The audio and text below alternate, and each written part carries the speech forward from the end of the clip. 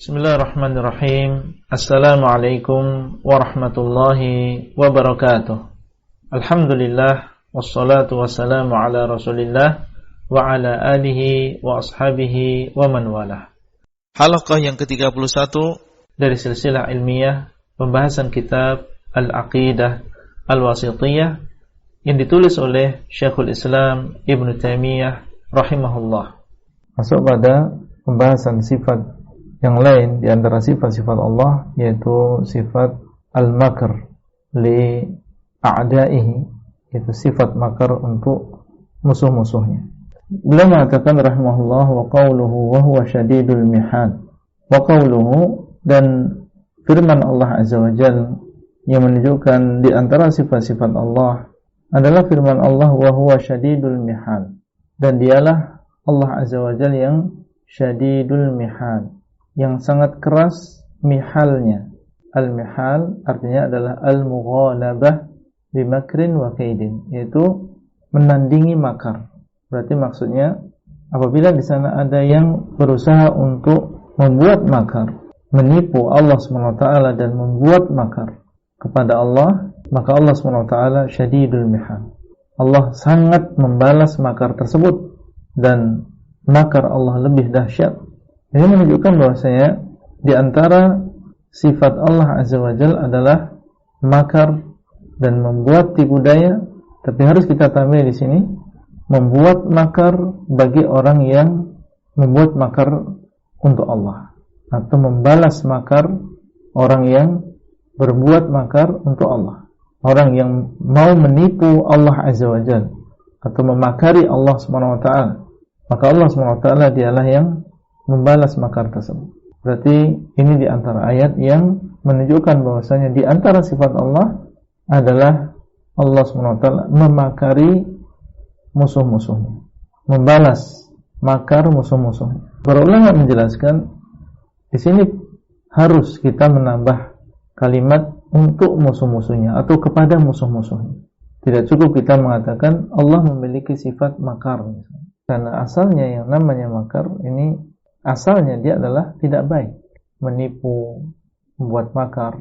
Kapan dia baik? Ketika dia maksudnya adalah menunjukkan pembalasan. Karena ini menunjukkan tentang kudratullah, kekuasaan Allah SWT. Dan Allah SWT telah mensifati dirinya di dalam Al-Quran dengan hal ini. Dan kalau kita perhatikan, sifat tersebut senantiasa digandingkan dengan pembalasan, yaitu membalas makar musuh-musuh.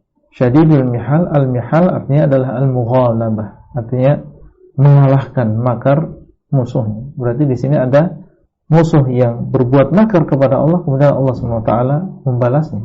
Dan di sini disifati dengan syiddah, berarti sangat dahsyat makar Allah kepada musuh-musuhnya, sehingga pelan-pelan Allah SWT menghancurkan mereka dari arah yang mereka tidak sangka. Ini berarti makar yang luar biasa. Mereka merasa mengalahkan, mereka merasa menipu Allah, mereka merasa bisa menghancurkan Rasulullah, menghancurkan agama Islam ini. Ternyata secara tidak sadari, dan ini tipu daya Allah dan makar Allah ini luar biasa, dan mereka tidak merasa, tahu-tahu mereka sudah di depan azab yang menyedihkan, dan mereka tidak merasa yang demikian. Dan ini kejadian banyak sekali yang dialami oleh para nabi, para rasul, dan juga wali-wali Allah SWT. Bagaimana Allah SWT membuat makar atau membalas makar orang-orang yang ingin menghancurkan Islam, ingin membunuh seorang nabi, memusuhi wali-wali Allah. Maka hati-hati orang-orang yang mereka siang dan malam membuat makar, buat rencana bagaimana menghancurkan Islam, bagaimana menghancurkan agama Allah. Mereka membuat makar dan Allah akan membalas makar mereka dari arah yang mereka tidak sangka. Mungkin mereka hancur, lebur dengan sebab makar mereka sendiri. Berusaha siang dan malam, pagi dan sore, mengumpulkan ilmuwan, mengumpulkan orang-orang yang pintar, intel, dan seterusnya untuk menghancurkan Islam. Tapi Allah SWT menghancurkan mereka dengan makar mereka sendiri. Akhirnya mereka saling membunuh satu dengan yang lain, hancur rencana mereka dari awal sampai akhir. Kita lemah, tetapi Allah SWT Maha kuat. Kita tidak mengetahui apa yang mereka bicarakan, tapi Allah SWT mengetahui apa yang mereka pikirkan, apa yang mereka rencanakan. Maka seorang muslim dan kaum muslimin bertawakal kepada Allah, bersabar, pelajari agama, melaksanakan agama, menyampaikan agama dengan baik. Wa in tasbiru wa tattaqu la yadurrukum kaiduhum syai'a. Innallaha bima ya'maluna muhit. Kalau kalian bersabar, kalian bertakwa, maka makar mereka tidak akan memudarati kalian. Tidak akan memudarati kalian. Allah SWT yang akan menghadapi mereka dengan makarnya yang luar biasa. Sungguhnya Allah SWT meliputi apa yang mereka kerjakan. Maka kita tetapkan bahwasanya Allah SWT Dia memiliki sifat al-mihal ini sesuai dengan keagungan Allah Azza wa Jalla. Kemudian beliau mendatangkan firman Allah wa qawluhu wa makaru wa makarallah wallahu khairul makirin. Dan mereka membuat makar, merencanakan, ingin memberikan mudarat kepada Nabiullah Isa alaihissalam, berencana, melaporkan dan seterusnya, membuat makar kepada Nabi Isa alaihissalam. Wa makarallah, dan Allah juga membuat makar untuk mereka. Wallahu khairul makirin, dan Allah SWT dialah sebaik-baik yang membuat makar. Apa yang bisa dilakukan oleh seorang manusia, sampai di mana dia mampu membuat makar? Pasti dia memiliki keterbatasan, kekurangan ilmu, kekurangan kemampuan. Tapi Allah SWT ketika dia membalas makar musuh-musuhnya, maka ini adalah makar yang dahsyat untuk mereka. Tidak bisa mereka menghadapi yang demikian. Allah Maha mengetahui apa yang mereka bicarakan dan akan membalas makar tersebut. Apa yang terjadi? Subhanallah, Allah SWT mengangkat nabinya, yaitu Nabi Isa alaihissalam. Allah tahu tentang apa yang direncanakan oleh mereka, musuh-musuh Nabiullah Isa alaihissalam. Allah SWT angkat Nabi Isa alaihissalam ke atas. Kemudian Allah SWT jadikan sebagian mereka, ada yang mengatakan dia adalah orang yang berusaha untuk menunjukkan di mana Nabi Isa, dijadikan dia serupa dengan Nabi Isa alaihissalam. Sehingga siapakah yang dibunuh, siapakah yang disalib? Orang tersebut, karena dia oleh Allah SWT diserupakan seperti Nabi Isa. Dari wujudnya, dari fisiknya, ini Nabi Isa. Tapi dari sifatnya, ini bukan sifat Nabi Isa alaihissalam. Sehingga mereka menyalib, dan mereka dalam keadaan ragu, siapa sebenarnya mereka salib? Adakah yang lebih dahsyat daripada makarnya Allah SWT?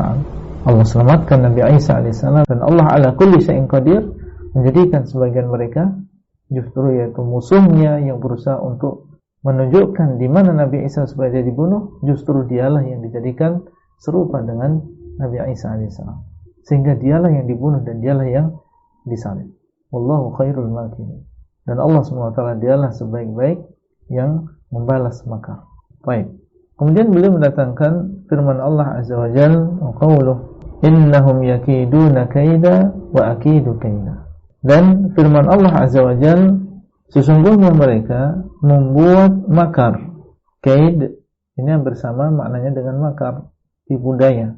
Ya, sesungguhnya mereka yaitu orang-orang musyrikin Quraisy, mereka membuat tipu daya untuk menghalangi dakwah Rasulullah SAW. Wa akidu kaida, dan aku pun membuat tipu daya untuk mereka, sehingga mereka pun gagal dalam seluruh tipu daya mereka, karena mereka menghadapi Allah Rabbul Alamin yang Maha mengetahui, yang kalau dia membalas tipu daya musuh-musuhnya, maka ini adalah pembalasan yang dahsyat. Wa akidu kaidan, dan aku membuat makar dengan sungguh-sungguh. Kaidan ini adalah takkid, yaitu menguatkan. Dan ini menunjukkan bahwasanya Allah SWT dia memiliki sifat kaid ini. Ya, dan sungguh-sungguh Allah memiliki sifat kaid sesuai dengan keagungan Allah, dan sama dengan sifat makar tadi. Ya, kita takyid di sini, kita ikat di sini, yaitu membuat tipu daya untuk musuh-musuh Allah yang berusaha untuk menipu Allah Azza wa Jalla. Sama. Jadi tidak boleh kita mutlakkan begitu saja Allah memiliki sifat kaid. Tidak cukup di situ, tapi kita katakan Allah memiliki sifat kaid ya terhadap musuh-musuhnya yang membuat makar dan menipu Allah SWT. Baik. Wa qawluhu, dan juga firman Allah, wa makaru makran wa makarna makran wa hum la yash'urun. Dan mereka membuat makar, dan kami pun membuat makar. Wa makaru makran, sungguh-sungguh mereka membuat makar, dan kami pun juga membuat makar. Ini juga ya untuk menguatkan ini. Makran di sini menguatkan, menunjukkan bahwasanya Allah memiliki sifat ini. Tapi sekali lagi ini adalah untuk membalas makar musuh-musuhnya. Wa hum la yash'urun, dan mereka tidak menyadari yang demikian. Ini kaum sebagian nabi yang mereka membuat makar kepada nabi tersebut dan berusaha untuk mengganggunya, menyakitinya dan membuat makar. Akhirnya Allah SWT membalas makar ini dan menghancurkan mereka.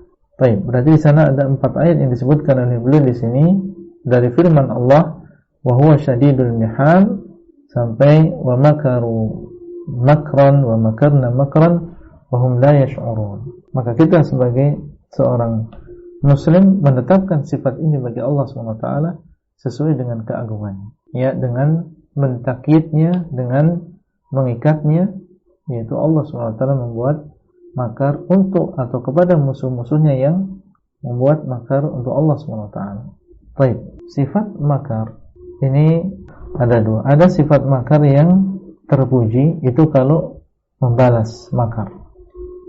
Makanya dalam peperangan boleh kita membuat makar untuk musuh-musuh atau kepada musuh-musuh Islam. Ya, sebagaimana dahulu para sahabat radhiyallahu taala anhum yang membuat taktik, membuat tipu daya dalam peperangan, membuat barisan seakan-akan kaum muslimin ini banyak, atau memecah pasukan kemudian datang dari arah tertentu seakan-akan datang bantuan sehingga menjadikan musuh ini dalam keadaan takut. Makar yang seperti ini boleh karena kita sedang beradu makar dengan mereka. Dan Nabi SAW mengatakan al-harbu khud'ah.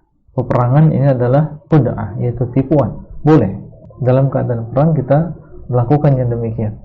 Tapi di sana ada makar yang mazmum, yaitu makar yang tercela. Kalau misalnya di situ ada kezaliman kepada seorang muslim, misalnya membuat makar, membuat tipu daya kepada seorang muslim yang di dalamnya ada tipuan, di dalamnya ada kezaliman, mengambil harta dia, menzalimi kehormatannya, maka ini tercela dan tidak boleh yang demikian. Baik, dari sini kita bisa mengambil kesimpulan apa yang terjadi berupa kemajuan di negeri-negeri yang mayoritas mereka adalah orang-orang yang tidak beriman kepada Allah, tidak beriman kepada hari akhir, ya, maka ini adalah bentuk istidraj Allah SWT kepada mereka, bentuk makar Allah kepada mereka yang sangat luar biasa, di mana mereka tidak merasa, bahkan sebagian besar mereka merasa nyaman bahwa apa yang mereka lakukan, apa yang mereka yakini adalah benar. Itulah tipuan Allah SWT kepada mereka, sehingga mereka tidak merasa sampai pada waktunya mereka diazab oleh Allah SWT, ya, maka mereka akan merasakan azab yang pedih.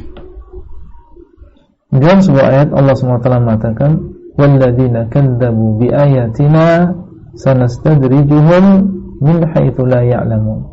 Dan orang-orang yang mendustakan ayat-ayat kami, kami akan membiarkan mereka diberikan waktu, diberikan kemampuan sampai datangnya waktu mereka diazab. Min haitsu la ya'lamun, dari arah yang mereka tidak tahu, yang mereka tidak sadar.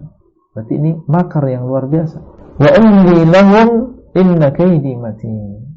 Dan aku akan umli lahum, aku akan berikan kepada mereka, berikan harta, diberikan jabatan, diberikan apa yang mereka inginkan berupa syahwat yang muharramah. Wa umli lahum, aku akan berikan kepada mereka, aku akan berikan kesempatan kepada mereka. Inna kaidi matin, sesungguhnya tipu dayaku adalah sangat kokoh. Mereka tidak merasa ini mungkin. Sehingga jangan kita ikut-ikutan tertipu dengan hadarah, dengan kemajuan yang dimiliki oleh orang-orang kufar. Itu adalah tipu daya Allah SWT kepada mereka, orang-orang yang menipu Allah Azza wa Jalla. Dalam ayat yang lain Allah mengatakan, wala yahsabanna alladhina kafaru annama numli lahum khairul li anfusihim. Janganlah orang-orang kafir menyangka bahwasanya apa yang kami berikan kepada mereka berupa harta, berupa kemajuan dan seterusnya, khairul li anfusihim, itu baik bagi mereka. Jangan mereka menyangka bahwasanya adalah menunjukkan bahwasanya mereka di atas kebenaran dan akidah mereka adalah akidah yang benar. Innama numli lahum liyazdadu itsman wa lahum 'adzabun. Sungguhnya kami memberikan kepada mereka semua itu adalah supaya bertambah dosanya. Ya, supaya bertambah dosanya, semakin menumpuk dosanya, dan akhirnya nanti walahum 'adzabun muhin, mereka akan merasakan azab yang menghinakan mereka. Dalam sebuah hadis Nabi SAW mengatakan, "Idza ra'aita Allah yu'ti al-'abda min ad-dunya 'ala ma'asihi ma yuhib fa innama huwa istidraj." Ya, apabila engkau melihat Allah memberikan kepada seorang hamba berupa kenikmatan dunia atas kemaksiatan yang dia lakukan, tapi diberikan oleh Allah apa yang dia senang. Dia ingin mobil, dia ingin jabatan, dia ingin memiliki perusahaan. Allah berikan kepadanya padahal dia terus melakukan kemaksiatan. Fa innama huwa istidraj, sungguhnya itu adalah istidraj. Allah SWT membiarkan dia, dibiarkan oleh Allah Azza wa Jalla dalam keadaan maksiat tadi, sampai akhirnya nanti Allah SWT pada waktunya akan menghadap orang tersebut. Oleh karena itu seseorang berhati-hati dengan yang demikian. Jangan merasa aman dengan makar Allah. Al-amnu min makrillah, jangan kita merasa aman dengan makar Allah. Hati-hati, kita lihat diri kita sendiri. Apakah kita termasuk orang yang diistidraj oleh Allah SWT, yaitu diberikan kenikmatan terus sementara kita semakin banyak kemaksiatannya kepada Allah SWT? Maka jangan seseorang merasa aman. Dia harus segera kembali, segera dia menyadari kalau memang dia mendapatkan kenikmatan, mendapatkan berbagai kemudahan, maka semakin dia bersyukur kepada Allah SWT. Semakin bersyukur, dan diantara bentuk syukurnya adalah dengan meningkatkan ketaatan kepada Allah, meninggalkan kemaksiatan. Jangan terus-menerus dia melakukan kemaksiatan. Segera dia kembali kepada Allah Azza wa Jalla. Karena jangan sampai dia terjerumus ke dalam perkara, dalam istidraj, dia mendapatkan kenikmatan dan dia lalai untuk bersyukur kepada Allah Azza wa Jalla, yang sampai termasuk yang disebutkan oleh Nabi dalam hadis tadi, "Idza ra'aita Allah yu'til 'abda minad dunya 'ala ma'asihi ma yuhib fa innama huwa istidraj." Apabila engkau melihat Allah memberikan kepada seorang hamba di atas kemaksiatan dia apa yang dia senangi, maka ini adalah istidraj. Kalau seseorang dimudahkan dengan berbagai kemudahan dunia dan ternyata hal tersebut justru menjadikan dia semakin dekat dengan Allah, semakin konsen dalam beribadah kepada Allah, maka ini adalah kebaikan. Ini namanya harta yang berbarakah, yang demikian.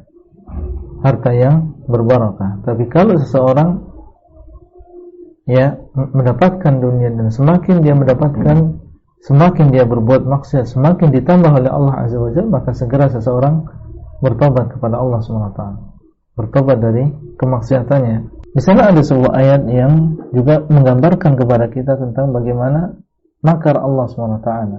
Falaula idh ja'ahum ba'suna tadarra'u walakin qasat qulubuhum wa zayyana lahum asy-syaitanu ma kanu ya'malun falamma nasu ma dzukkiru bihi fatahna 'alaihim abwaaba kulli syai'in hatta idza farihu bima utu akhadnahum baghtatan fa idahum mublisun. Dalam surat Al-An'am. Seandainya ketika datang kepada mereka azab kami, mereka merendahkan diri di hadapan Allah. Akan tetapi hati-hati mereka adalah hati-hati yang keras, dan syaitan menghias-hiasi untuk mereka apa yang mereka kerjakan. Jadi datang azab dari Allah, datang kesusahan dari Allah SWT, mereka tidak kembali kepada Allah.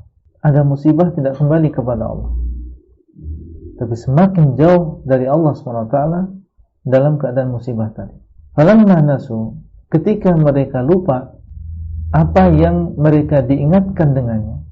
Ya, karena ketika datang azab kan Allah SWT menginginkan diantaranya untuk supaya kita ingat kepada Allah. Ketika mereka datang musibah, datang ujian, mereka tidak ingat kepada Allah. Apa yang Allah lakukan? Fatahna alaihim, kami akan bukakan untuk mereka abwaaba kulli syai'. Kami akan bukakan untuk mereka seluruh pintu. Lihat bagaimana makar Allah SWT. Ketika datang musibah, tidak ingat kepada Allah dan keras hati mereka, Justru sekarang Allah SWT akan bukakan untuk mereka seluruh pintu, diberikan berbagai kenikmatan. Hatta idza farihu bima utu, sehingga ketika mereka sudah bersorak-sorai, bergembira, berbahagia dengan apa yang mereka dapatkan berupa dunia yang dibukakan untuk mereka, akhadnahum baghtatan, maka kami pun akan menghadap mereka dengan tiba-tiba. Fa idzahum mublisun, maka tiba-tiba mereka mublisun, yaitu dalam keadaan hancur, dalam keadaan binasa. Ini makar dari Allah SWT.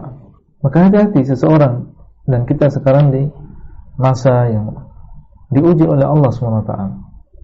Harusnya dalam keadaan seperti ini kita tadarru' kepada Allah SWT, merendahkan diri di hadapan Allah dan kembali kepada Allah, memperbaiki diri, memperbaiki ibadah kita kepada Allah, memperbaiki muamalah kita kepada manusia. Tadarru', hendaklah kita merendahkan diri di hadapan Allah. Jangan kita menjadi orang yang keras hatinya, sampai dalam keadaan diuji oleh Allah kita masih santai, masih dalam keadaan yang merasa aman dari azab Allah SWT.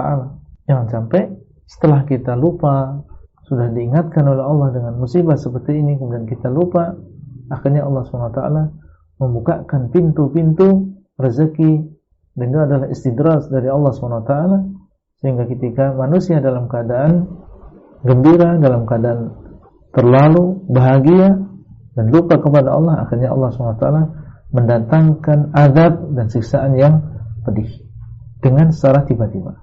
Maka kita berdoa kepada Allah SWT, semoga Allah SWT mengembalikan kita kepada Allah Azza wa Jalla dengan pengembalian yang baik. Menjadi orang yang sadar di antara sekian banyak manusia, pentingnya kembali kepada Allah dalam keadaan musibah, dalam keadaan kesusahan, dan mengajak manusia, mengingatkan manusia untuk kembali kepada Allah dalam keadaan seperti ini. Jangan menjadi orang yang lalai. Baik. Itulah yang bisa kita sampaikan pada halaqah kali ini.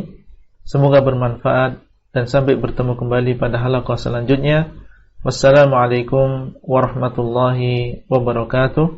Abdullah Rai di kota Jember. Materi audio ini disampaikan di dalam grup WA Halaqah Silsilah Ilmiah HSI Abdullah Rai.